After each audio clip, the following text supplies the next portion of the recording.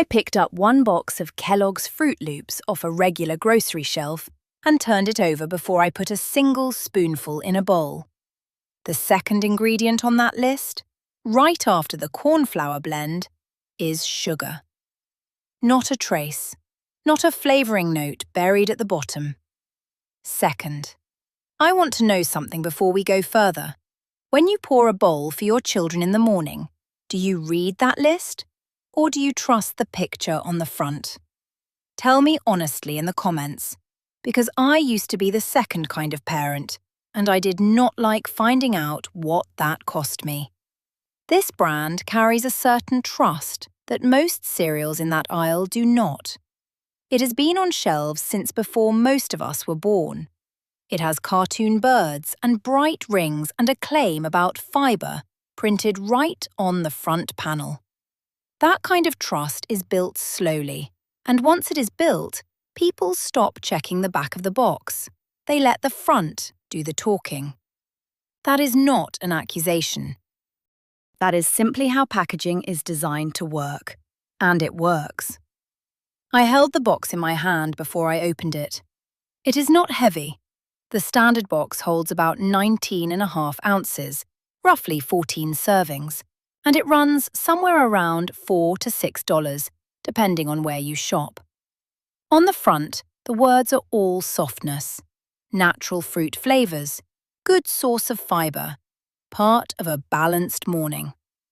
On the back, in smaller print, is the actual composition, and the actual composition does not match the softness of the front.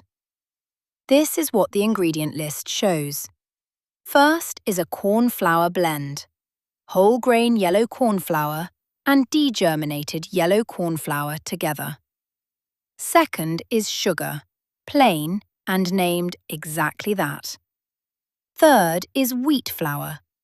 Fourth is whole grain oat flour. After that comes a small amount of vegetable oil, some of it hydrogenated. Then oat fibre, maltodextrin, salt, soluble corn fibre, and natural flavour. Read that again. Sugar sits ahead of the wheat flour, ahead of the oat flour, ahead of nearly everything else in the bowl except the corn base itself. I learned to judge food before I learned to judge anything else. That part of me never left, and it is why ingredient order still matters to me more than the front of any box. In cooking, whatever comes first is what you are mostly eating. There is no version of that rule that changes because a cartoon toucan or a set of colourful birds is printed on the label. Here is the plain conclusion that follows from that order. When sugar sits in the second position of a grain-based food, sweetness is not a background note. It is one of the two dominant components of what you are actually eating, alongside the corn base. That is not an opinion. That is what the order on the label tells any of us, plainly, without needing a single outside number to prove it. Now let's talk about what is actually printed on the nutrition panel, because this is where the number I mentioned at the start comes in. One serving, 39 grams, about 1 1/3 cups, carries 12 grams of sugar. Out of a 39-gram serving, 12 grams of that is sugar alone. That is close to a third of the entire bowl by weight before you have poured a drop of milk over it. Do you know what a full day of a child's sugar intake looks like once breakfast alone accounts for that much? I did not, for years. I bought this exact brand for a long stretch of my life because it was what I grew up with, because the box was cheerful, and because nobody in my house had ever sat down and actually measured what 12 grams meant against anything else in a day. I trusted the name and the birds on the front before I ever really turned the box over myself. Now I want to be fair about something, because a fair fight earns more trust than a one-sided one. This cereal is fortified. It does carry vitamin C, iron, and several B vitamins, and the corn base does include whole grain corn flour, not only refined starch. Those are real, checkable additions, and I will not pretend otherwise. A person eating this occasionally is not being poisoned. But fortification added on top of a sweetened base is not the same thing as a naturally nutrient-dense breakfast. And those two things get confused constantly by the front of the box. Let's keep moving down that ingredient list, because the sugar position is not the only thing worth reading slowly. After the fibre and starch entries comes the colour section. And this is where the label stops being subtle at all. Red 40, blue 1, yellow 5, yellow 6. 4 separate synthetic dyes named plainly, one after another, plus a turmeric extract colour and an annatto extract colour used alongside them. Here is the plain conclusion. Fruit Loops do not come in blue in nature. There is no blue fruit hiding at the bottom of any orchard that gives this cereal its colour. The ring gets its colour from a dye formulated in a lab, named on the label in plain English, sitting right there for anyone who turns the box over. And here is the verdict that follows directly from that fact. This product's colour has nothing to do with its named natural fruit flavours line elsewhere on the package.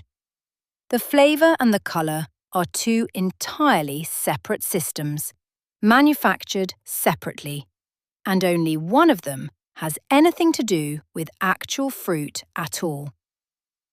I remember my mother's pantry never held a single dye-coloured food, not because she distrusted colour, but because there was no reason for a jar of preserved peaches or a loaf of bread to need a synthetic tint. The ingredients themselves already carried their own colour. That habit of hers is the whole reason I still check for dyes before anything else on any label, cereal or otherwise. So here is where we are at the halfway point of reading this box. And it only gets more specific from here. The next thing on this label surprised me more than the sugar position did, and I will get to it in a moment. But first, if any of this is new information to you, if you have never actually turned this box over yourself, that is exactly the kind of habit I built this whole channel around. Reading labels slowly, out loud, before trusting a single front panel claim. If that is useful to you, this is the kind of thing I keep doing, one product at a time.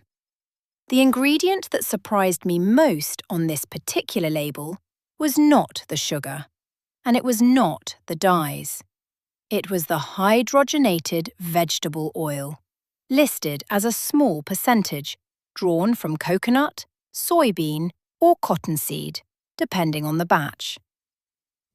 Partial or full hydrogenation changes the structure of the fat itself, and while the amount here is genuinely small, under 2% of the total formula by the label's own account, its presence at all in a product aimed heavily at children's breakfasts is worth noticing, even at a small amount. I am not going to invent a percentage beyond what the label states, and I am not going to claim harm I cannot verify from a nutrition panel. I am only going to say that ingredient did not need to be there for this cereal to hold its shape and crunch, and its presence is a formulation choice, not a requirement of the recipe. Do you check for hydrogenated oils on the labels in your own pantry? Or is that one you have never thought to look for? That is worth a comment too, because I never thought to check for it myself for most of my life. So here is the plain verdict, after reading every line of this label out loud. This is not a poison. This is not a company breaking any law or hiding anything from anyone. Every single thing I just read to you was printed in plain type on the box itself, available to anyone willing to turn it over. But it is also not the breakfast the front panel wants you to picture. That is not a wholesome fruit cereal. That is a sweetened corn product, coloured with synthetic dye, fortified after the fact with vitamins to make the nutrition panel look stronger than the ingredient list actually supports. I want to say something about packaging in general, because this goes far past one box of cereal. A cheerful front panel and a fortification claim do not guarantee what is inside matches the picture. They guarantee only that someone designed the front panel to be looked at, not read. The back of the box, in smaller type, is where the actual truth of any packaged food lives. And it is the only part of the label that was never written to sell you anything.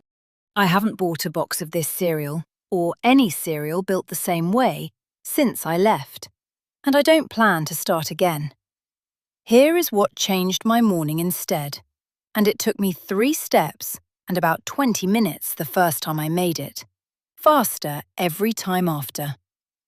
Cinnamon oat granola, made simple. The way it was always made before a box with a bird on it existed.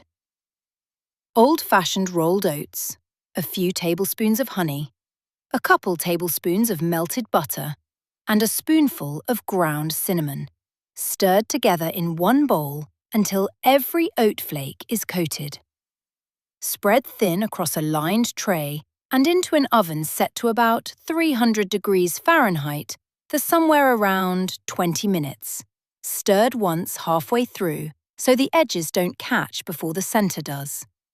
Pulled out golden, left to cool completely on the tray. It crisps as it cools, not while it's hot. And stored in a sealed jar for the week ahead. That jar, made from pantry staples most people already own, costs a small fraction of what a box like the one I just read costs.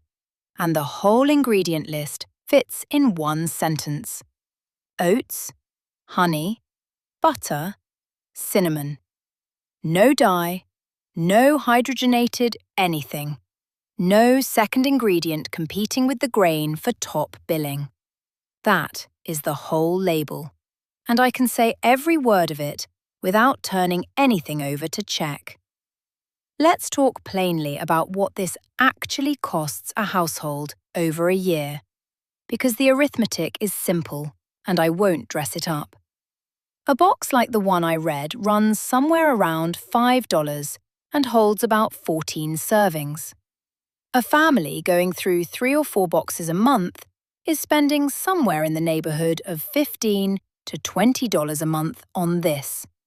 Call it roughly $200 a year, give or take, depending on the household and the store. That is not a certified statistic. That is simple math from the price on the shelf. And I want you checking that math against your own receipts rather than taking my word for either number. Here is where I want to be honest about the limits of everything I've just told you. Availability changes by region.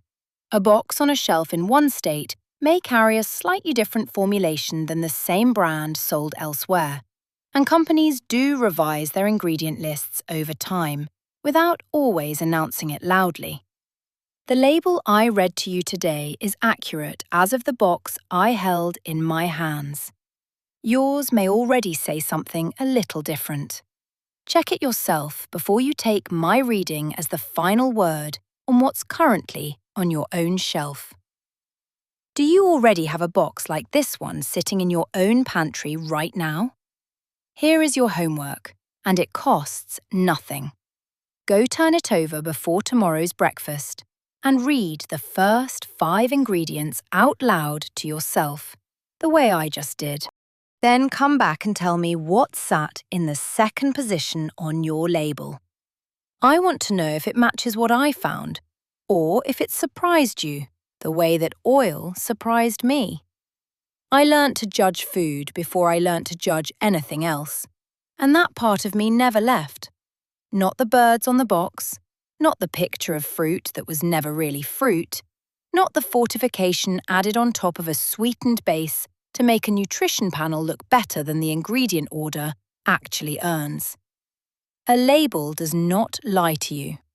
It simply waits, quietly, in smaller type for someone willing to read it before deciding what belongs in their bowl.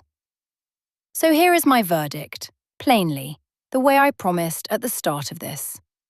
This is not a breakfast I would build a morning around, and it has not been part of mine for a long time.